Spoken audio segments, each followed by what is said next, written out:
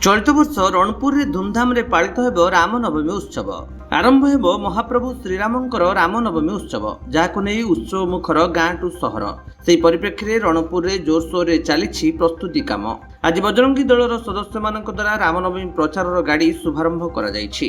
परिस्थिति रणपुर सृष्टि हम एवं ये सबू पिलांकर सहयोग सहयोग से निज हाथ पैसा प्रस्तुति बर्तमान केमती कौन चली प्रस्तुत सब पिला निज निजर भगवान कार्य लगी जाइछन्ति। गेरुआ पताका समस्त पताका छात उपर समस्ते निजर निज आग्रह प्रकाश कर मारिछन्ति एवं लाइट गाड़ी बाण सबु प्रकार जेभली भाव में भगवान कार्य सुंदर भाव में जड़े हिंदू भाव में पूजा कराए जो शोभायात्रा कराए से शोभायात्रा होची। पुलिस प्रशासन कहतु एनएससी कहतु पीएचडी कहतु पीडब्ल्यू समस्त सहयोग एम नवेदन करम रणपुर जनसाधारण एवं रामकर भक्त हिसाब से समस्त सहयोग करेंगे। से 15,000 लोक समागम श्रृंखलित आसवे। मणिनाग प्रसाद सेवन अच्छा बहुत युवकर्ता जो मैंने बजरंग दल अच्छा से डेडिकेटेड लगुंट भगवान कार्य निज हाथ पैसा दे सुंदर काम कर राजनीति ऊर्ध्वर काम करछन्ति।